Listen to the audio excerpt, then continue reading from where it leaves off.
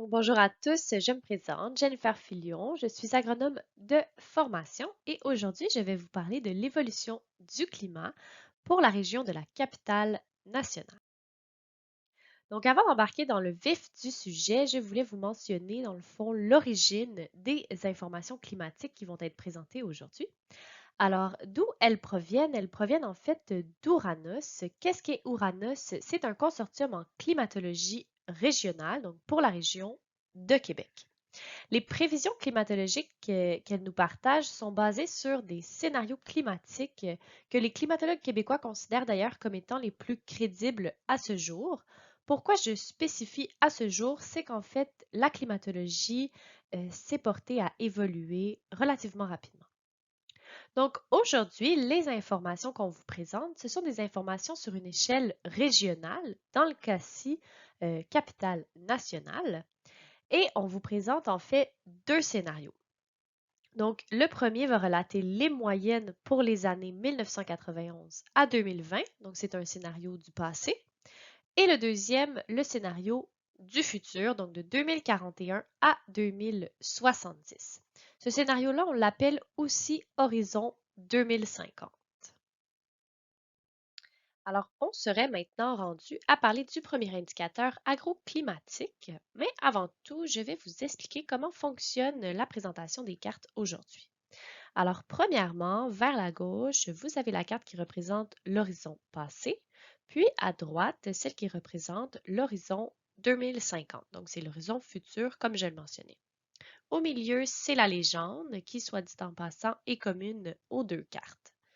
Maintenant, si on regarde un peu plus en détail la carte, donc on se rappelle qu'ici, on est dans la capitale nationale, donc vous voyez évidemment Québec apparaître ici.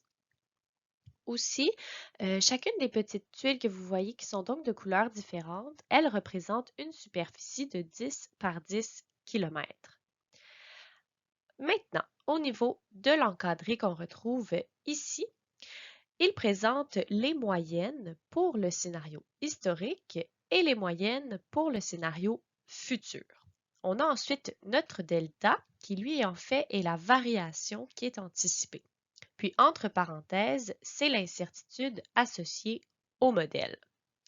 Si on revient maintenant à notre indicateur climatique qui est en fait la température moyenne annuelle, ce qu'on est en mesure ici d'observer, c'est une augmentation des températures moyennes annuelles à l'échelle de la région. Donc effectivement, si on regarde notre variation, il est prévu une augmentation de 2,3 degrés Celsius en moyenne à l'échelle de la région. Finalement, ça nous ferait passer d'une température de 3,5 degrés Celsius à une de 5,8 degrés Celsius.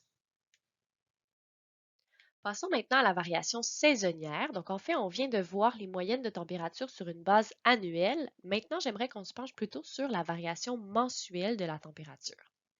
Mais je vais d'abord vous expliquer quand même le graphique qui est présenté ici. Donc, vous voyez d'abord la ligne rouge, elle représente le scénario futur. Et en dessous, c'est la ligne noire qui, elle, représente plutôt le scénario du passé. Donc, c'est les températures qui ont été observées.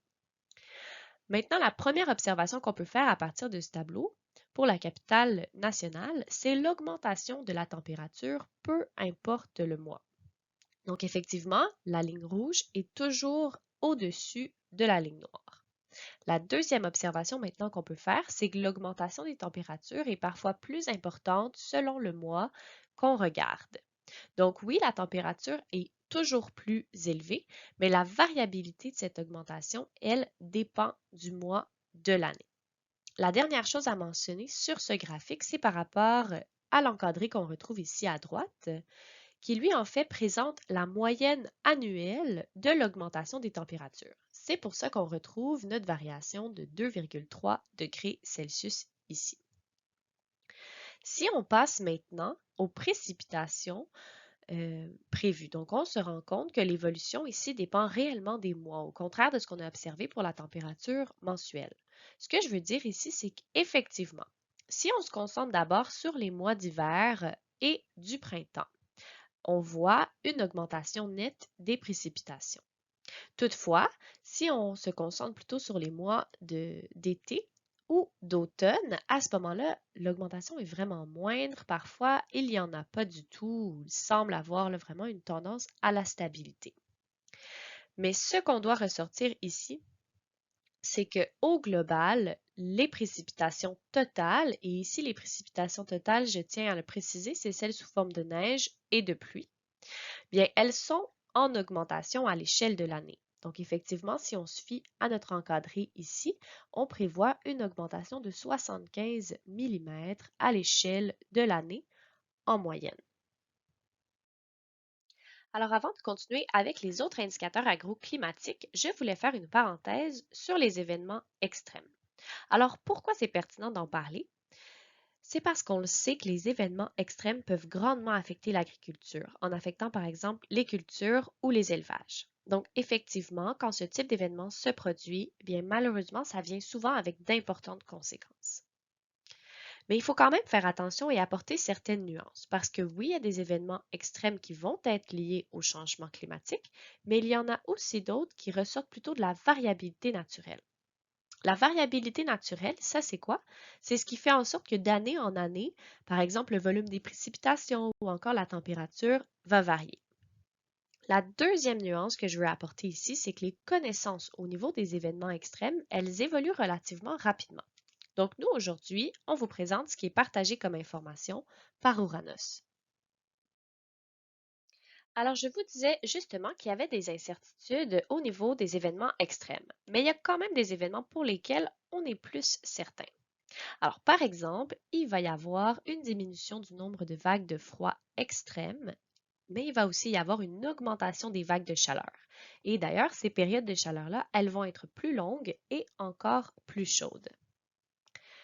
D'autres événements maintenant pour lesquels on est presque certain. Je dis presque certain parce qu'en fait, il y a suffisamment d'études pour quand même être en mesure de ressortir des tendances qui sont claires. Alors, à ce niveau, on sait notamment qu'il devrait y avoir plus d'événements de pluie extrêmes et ces pluies vont être plus intenses, aussi plus de cellules orageuses localisées et encore une fois, elles seront plus intenses.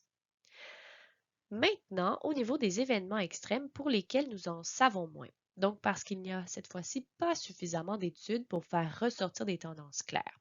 Donc, notamment, par exemple, au niveau du verglas.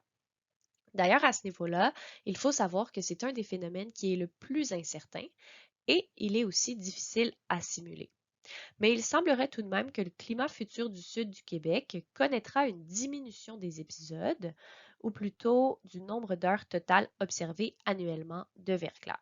Mais ça, il faut faire attention parce que ça ne veut pas dire pour autant que ces épisodes de verglas ne se reproduiront plus jamais. Mais c'est quand même les tendances que nous sommes présentement en mesure d'établir pour cet événement extrême. Si on passe maintenant aux rafales de vent. Donc oui, c'est vrai qu'il y a eu des observations dans les dernières années d'une certaine évolution au niveau des rafales, mais il ne semble pas y avoir pour le moment de tendance claire ou de lien clair avec les changements climatiques. Et finalement, au niveau de la grêle, ça en fait ce qu'on peut dire, c'est que c'est un sujet pour lequel on n'a pas vraiment de données pour l'instant, mais qui est à l'étude. Donc, c'est à suivre. Donc maintenant qu'on s'est attardé un peu à l'évolution selon nos indicateurs agroclimatiques sur les bases annuelles, je vous propose maintenant de se concentrer sur la saison hivernale et dans un deuxième temps, donc un peu plus loin dans la présentation, on va se baser plus sur qu'est-ce qui se passe pendant la saison de croissance. Alors commençons par l'évolution de la température minimale en hiver. Donc ici, c'est réellement le mois de janvier qui est présenté. Donc c'est vraiment la température minimum du mois le plus froid de l'année. Donc, si j'explique un petit peu le graphique qu'on a ici. En fait, sur l'axe des X, en bas, ça représente les années. Alors, c'est environ une période de 100 ans, soit de 1970 jusqu'à 2070. L'axe des Y, quant à lui, eh bien, c'est l'indicateur auquel on s'intéresse. Donc, dans ce cas-ci, bien, c'est la température minimale. Si j'apporte maintenant votre attention sur la ligne pointillée, en fait, c'est les observations réelles qui ont été faites chaque année. Donc, on voit que d'année en année, eh bien, il y a des variations quand même assez importantes. Au niveau maintenant des lignes qu'on voit ici. Alors, celle en bleu représente le scénario qu'on appelle RCP 4.5.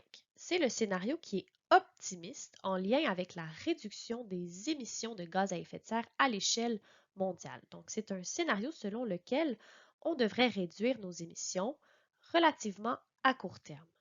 De l'autre côté, la ligne rouge qui est ici au-dessus de la ligne bleue, c'est le scénario RCP 8.5. Donc, c'est un scénario pessimiste par rapport à la réduction des émissions de gaz à effet de serre à l'échelle mondiale toujours. Donc, selon ce scénario, bien, on réduirait nos émissions, oui, mais à plus long terme. Nous, ce qu'on présente, c'est la médiane. C'est donc un scénario qui est considéré comme plausible au niveau des émissions de gaz à effet de serre dans le monde. Maintenant, en vert, donc ce que je vais appeler l'enveloppe ici autour des autres données du graphique, c'est l'incertitude des modèles. Donc, c'est toutes les valeurs qu'on pourrait atteindre ou observer par rapport à l'indicateur agroclimatique qu'on regarde. Maintenant, ce qu'on observe ici pour la température minimale, c'est une augmentation de la moyenne des températures minimales. Donc ici, je veux simplement rappeler que c'est une moyenne qui est faite sur 30 ans qui est présentée. Donc, si je prends en exemple le mois de janvier, on remarque que pour l'horizon passé, donc de 91 à 2020, la moyenne minimale de la température s'élevait à moins 30,5 degrés Celsius.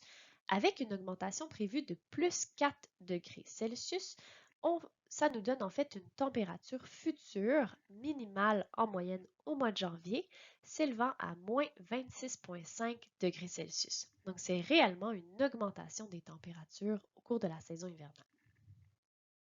Donc maintenant, si on s'intéresse à l'évolution du nombre de cycles de gel-dégel, donc premièrement, qu'est-ce qu'un cycle gel-dégel? En fait, ça correspond à une journée où on observe une température maximale supérieure à zéro et aussi une température minimale inférieure à zéro.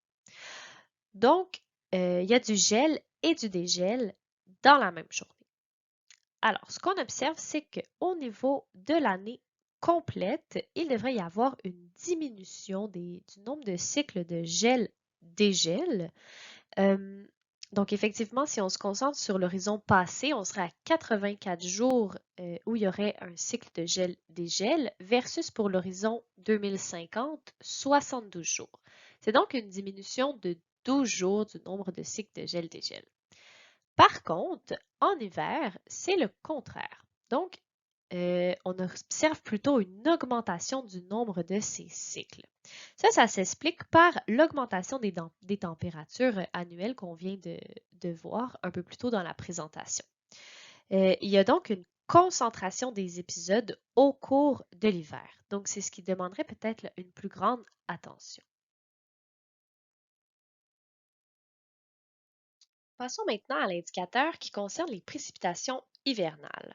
Donc ici, simplement pour spécifier, encore une fois, les précipitations totales auxquelles on fait référence, c'est encore celles sous forme de pluie et de neige. Donc ce qu'on observe en fait sur le graphique, c'est qu'on va gagner en moyenne un 27 mm de précipitations dans l'horizon futur. Mais la réelle question qui peut nous venir en tête ici, c'est surtout sous quelle forme ces précipitations vont tomber dans le futur. Donc, c'est justement la question à laquelle nous allons tenter de répondre par l'entremise de ce tableau. Alors, premièrement, dans le tableau, vous voyez à gauche les données pour l'horizon du passé, puis à droite les données pour l'horizon 2050. Ensuite, pour chacun des scénarios, on vous présente les précipitations sous forme de pluie, celles sous forme de neige et finalement le ratio des précipitations totales qui tomberont sous forme de pluie. Donc évidemment, c'est la même logique que nous devons suivre pour les données sur l'horizon 2050. Ici, une petite parenthèse, vous êtes peut-être aperçu que la neige est présentée en millimètres et donc que c'est relativement peu élevé comme chiffre. Mais en fait, ce qu'il faut savoir, c'est que c'est des équivalents en eau. Donc, quand la neige fond, ça nous donne combien de millimètres d'eau. Maintenant, ce sur quoi je veux attirer votre attention, c'est les totaux intermédiaires, donc qui sont présentés à la ligne juste ici. Donc d'abord, ce qu'on peut remarquer, c'est une augmentation des précipitations sous forme de pluie. Donc effectivement, on passe d'en moyenne 295 mm à 373 mm. Donc si on regarde en même temps le ratio des précipitations totales qui vont tomber sous forme de pluie, on remarque une augmentation du taux, passant donc de 46%, donc moins de la moitié, à 54% des précipitations qui tomberont sous forme de pluie. Et ça, c'est évidemment pendant les mois là, les plus frais de l'année. De l'autre côté, ce qu'on remarque au niveau de la neige, c'est la tendance inverse. Donc en fait, on observe une diminution, passant ici de 320 mm de neige à 304 mm de neige, donc toujours évidemment là, en équivalent d'eau. Donc pour conclure sur ce tableau, on observe une augmentation des précipitations sous forme de pluie à l'hiver, et ça, c'est encore une fois lié à l'augmentation des températures. Maintenant, avec la diminution des précipitations sous forme de neige et l'augmentation sous forme de pluie, bien vient aussi la réduction de la durée de la période d'enneigement. Donc, en fait, quand on parle de durée d'enneigement, on fait référence à dès qu'il y a 3 cm de neige au sol. La chose sur laquelle j'aimerais apporter votre attention est les périodes qui sont ici un peu différentes des horizons dont on parlait précédemment dans la présentation. En fait, c'est simplement parce que les pas de temps pour ces modèles-là sont différents, mais je tenais à spécifier cette information.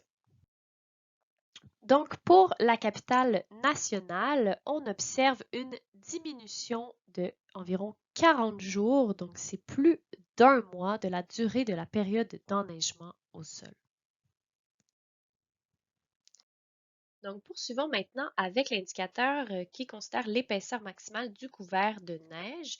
Donc, vous allez aussi remarquer que l'unité utilisée est les millimètres. Alors, encore une fois, c'est parce que c'est des équivalents en eau qui sont utilisés. Mais l'important à retenir, c'est qu'un millimètre de neige qu'on présente ici, c'est environ l'équivalent d'un centimètre de neige avant qu'il y ait compaction ou tassement.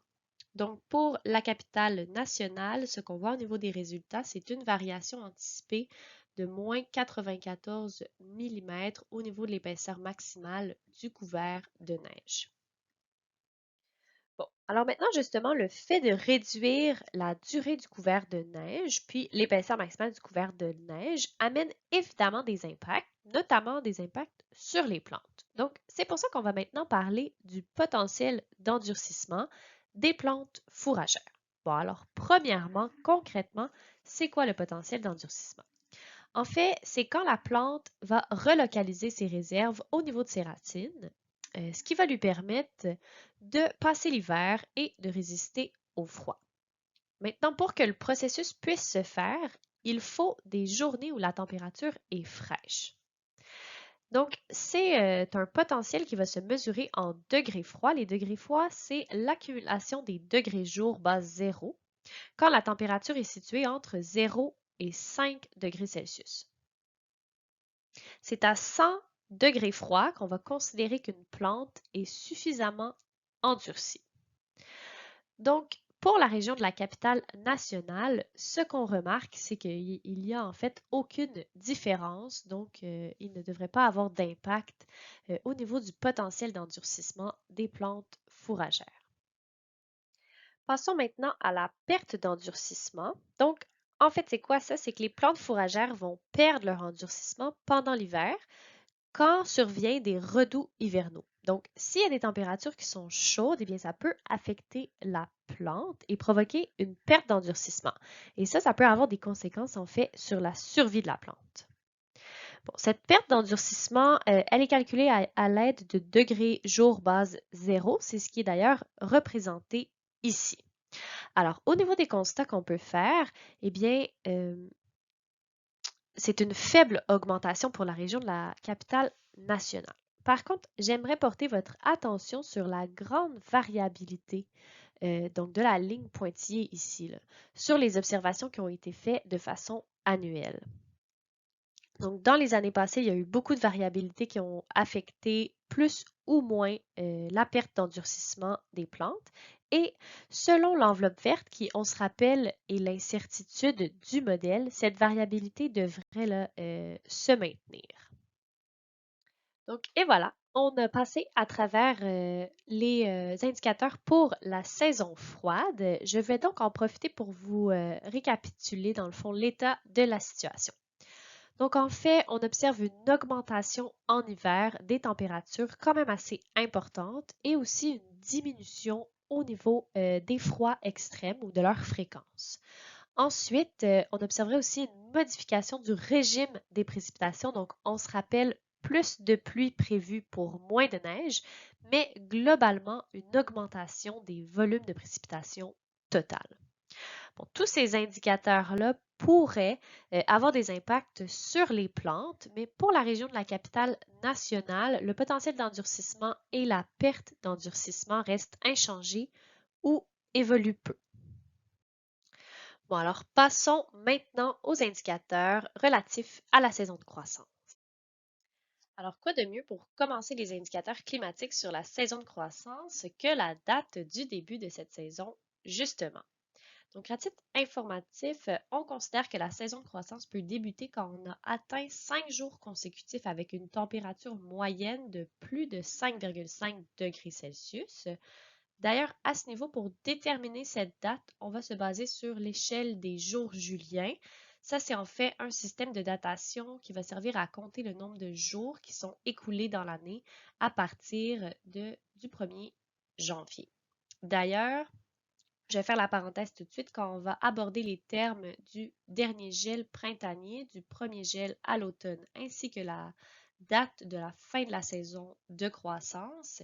On se base toujours aussi sur l'échelle des jours juliens. Donc maintenant, fin de la parenthèse. Et si on revient pour la région de la capitale nationale, ce qu'on est capable d'observer à l'aide des cartes présentées ici, c'est qu'on va passer d'une date de début de la saison de croissance à environ, ou en moyenne plutôt, le 29 avril dans l'horizon passé, à une en moyenne au 19 avril. Donc, ça représente un devancement de 10 jours au niveau de la date du début de la saison de croissance.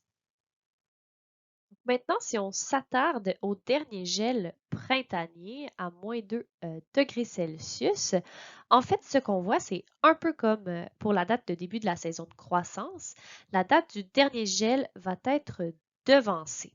Donc, pour la région de la capitale nationale, ça représente un devancement de 11 jours. Alors, en gros, le dernier gel dans l'horizon passé avait lieu le 4 mai et il aurait plutôt lieu le 23 avril pour l'horizon 2050. Maintenant, on va parler du synchronisme entre saison de croissance et gel. Donc, peut-être que certains d'entre vous ont déjà remarqué une différence au niveau de l'évolution de la date du début de la saison de croissance et de celle de l'occurrence du dernier gel printanier. Donc, ce qu'on observe effectivement, c'est un devancement de la date du début de la saison de croissance et aussi un devancement de la date de l'occurrence du dernier gel printanier pour un 10 et 11 jours respectivement. Donc en fait, c'est donc possible qu'on observe en moyenne moins de gel tardif au printemps, mais dû à la variation annuelle, le phénomène pourrait encore être observé certaines années. Maintenant, si on regarde plutôt à l'automne, on peut observer les mêmes tendances. Donc là, c'est un retardement de la date de l'occurrence du premier gel à l'automne, ainsi qu'un retardement de la date de fin de saison de croissance pour un 11 et 10 jours respectivement. Mais pour synthétiser sur ce tableau, le message qu'on veut retenir ici, c'est que tous les indicateurs sont en quelque sorte synchronisés dans leur modification. Donc, devancement de la date de saison de croissance, retardement de la date de fin de saison de croissance et aussi un allongement de la période sans gel. Donc ici, avec l'indicateur de la durée de la saison de croissance, je voulais pouvoir mettre en évidence la valeur justement de l'allongement de cette saison de croissance. Donc pour chiffrer le tout, pour la capitale nationale, on gagnerait un total de 18 jours à la saison de croissance. Ces 18 jours-là sont assez bien répartis là, au niveau de la saison du printemps et celle de l'automne. Bon, alors maintenant, Oui, la saison de croissance ou la durée de la saison de croissance va augmenter, mais est-ce qu'on va pouvoir profiter de cet allongement, par exemple en semant plus tôt? Bon, alors, l'indicateur des précipitations printanières est un bon moyen, là, dans le fond, ou un des bons moyens pour pouvoir répondre à cette question. Donc, ce qu'on observe ici pour la région de la capitale nationale, c'est que les précipitations printanières vont augmenter d'en moyenne 30 mm.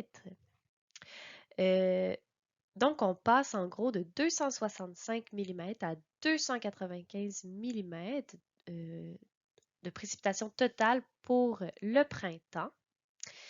Mais si maintenant on se rappelle du graphique en début de présentation qui présentait l'évolution des précipitations totales mensuelles, on peut se rappeler aussi que les précipitations étaient relativement bien réparties entre ces 3 mois, qui sont donc mars, avril et mai. Donc, on ne devrait pas avoir de précipitations très importantes, en particulier au temps des semis, qui nous empêcheraient à ce moment-là de rentrer au champ. Par contre, je réitère l'importance de regarder et de considérer la variabilité. Donc, vous voyez qu'au cours des dernières années, il y a eu beaucoup de différences interannuelles au niveau des précipitations printanières observées. Donc oui, il y a eu des printemps très pluvieux, mais il y a eu des printemps aussi qui étaient très secs. Donc, si cette variabilité-là continue de la même façon, bien, ça pourrait nous permettre de bien profiter de l'allongement de la saison de croissance pour certaines années.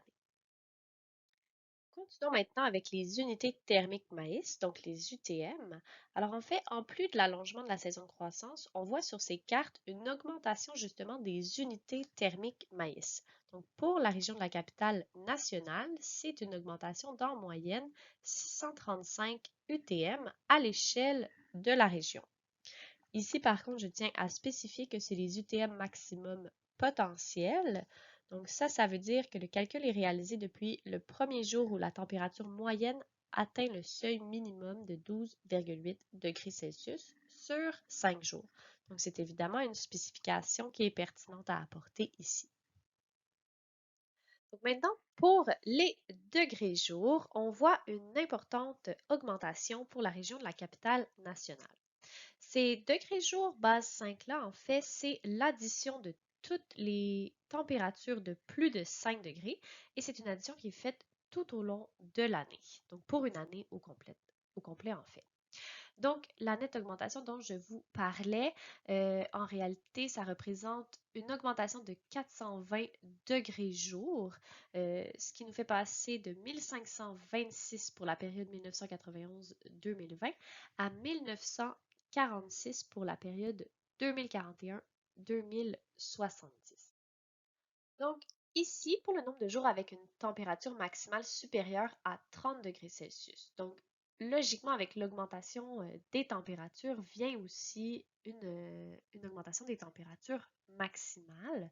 Donc, pour la région de la capitale nationale, ça représente en fait qu'on passe de 3 jours où la température maximale était supérieure à 30 degrés Celsius à 12 jours où la température sera supérieure à 30, où la température maximale, pardonnez-moi, sera supérieure à 30 degrés Celsius pour l'horizon 2050. Ça représente une augmentation de 9 jours supplémentaires. Maintenant, si on s'intéresse au nombre de jours avec une température de nuit qui serait supérieure à 20 degrés Celsius, c'est possible de remarquer que pour la capitale nationale, on prévoit une augmentation de 3 jours. Donc, passant de 1 pour la période 1991 à 2020 à 4 jours par année pour la période 2041-2070. Donc, pourquoi cet indicateur est pertinent? En fait, c'est que quand bien même qu'il fasse chaud la journée, si la température rafraîchit la nuit, c'est beaucoup plus supportable pour les animaux et pour les cultures. Mais si au contraire il fait chaud la journée et que la température ne baisse pas au cours de la nuit, alors ça devient beaucoup plus difficile au niveau de l'adaptation pour les animaux et les cultures. D'où la pertinence en fait de regarder cet indicateur. Alors maintenant, le résultat des derniers indicateurs dont nous avons parlé peut se transposer sur les épisodes de canicule. Alors une canicule, en fait, ça représente une période où la température est supérieure à 30 degrés Celsius, et ce pour au moins 3 jours consécutifs. Donc, au niveau de la capitale nationale, ce qu'on remarque, c'est que historiquement, bien, il n'y avait à peu près pas de période de canicule. Bon, évidemment, toutefois, il y avait quand même des variabilités. Donc, certaines années ont connu des épisodes de canicule. Mais dans le futur, ce qu'on projette, c'est une augmentation de l'ordre de 1,2 au niveau des périodes de canicule. Alors, si maintenant on revient à nos variations saisonnières, bon, je crois qu'on l'a bien mis en évidence, les températures vont augmenter, mais elles augmentent particulièrement en été. Donc, d'où l'augmentation en moyenne sur la période de l'été de plus 2,4 degrés Celsius. Donc, pour une température historique de 16,8 degrés Celsius, mais qui sur l'horizon futur s'élèvera à 19,2 degrés Celsius. Donc, je le rappelle, c'est toujours pour la saison de l'été. Donc, ça se traduit en plus d'évapotranspiration pour les plantes. Mais si on regarde maintenant les précipitations, on se rend compte que l'évolution est moindre, donc elle est moins importante. Donc, il y a seulement un total de 8 mm de plus de précipitations au courant de l'été. Euh, pour la région toujours de la capitale nationale, ces précipitations-là sont encore une fois réparties sur les 3 mois de l'été. Donc, évidemment, ça va avoir un impact sur les besoins en eau des plantes et en d'autres mots, ça se pourrait que leurs besoins ne soient pas comblés par le total des précipitations. Donc, c'est justement ce qu'on voit avec l'évolution du bilan hydrique. D'abord, un petit rappel, le bilan hydrique, c'est en fait le total des précipitations mensuelles moins l'évapotranspiration des plantes, qui ici, la référence est en fait la prairie rase. Donc, si on revient à notre graphique, vous avez en vert le scénario du passé, donc 1991 à 2020, et en orange le scénario du futur, l'horizon 2050. Alors, ce qu'on retire du graphique, c'est que le déficit hydrique va s'aggraver d'un mois à l'autre.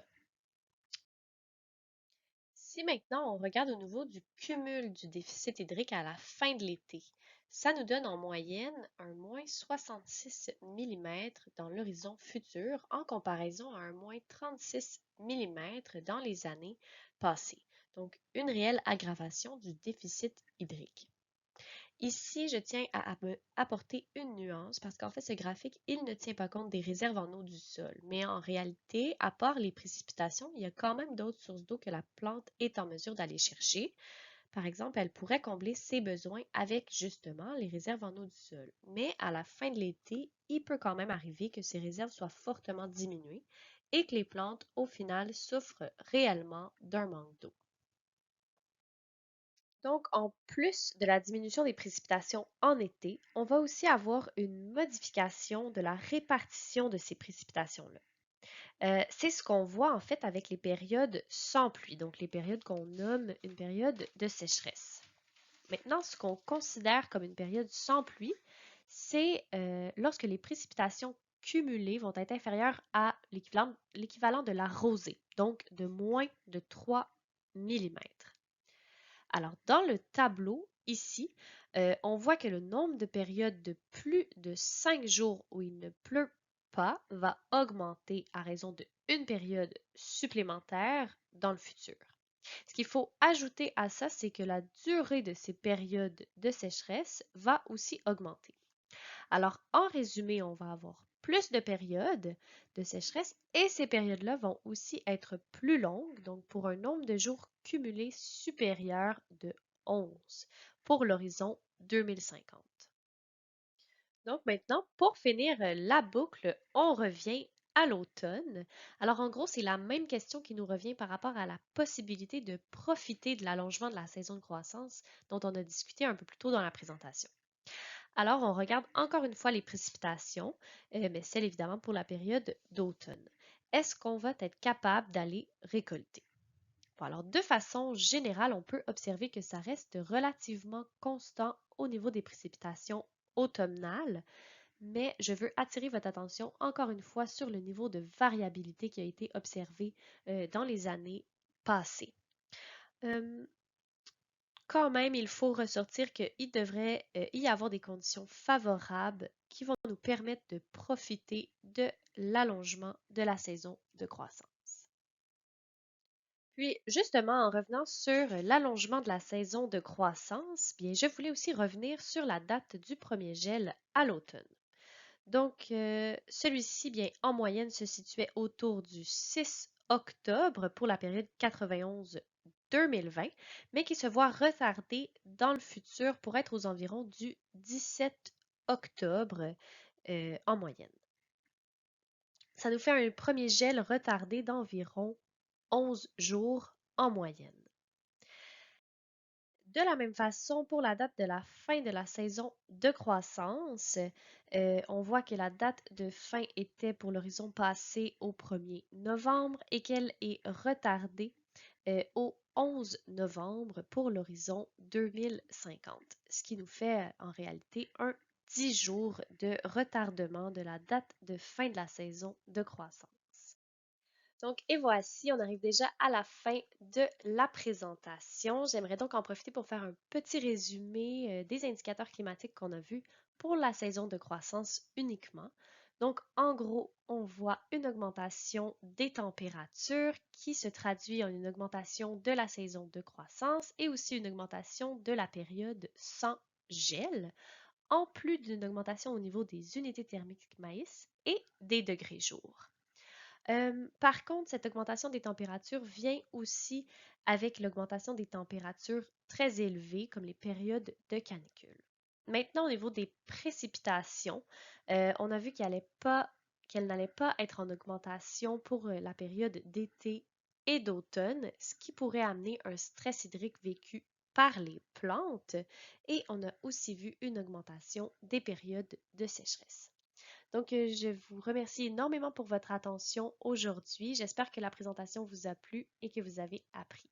Alors, bonne journée!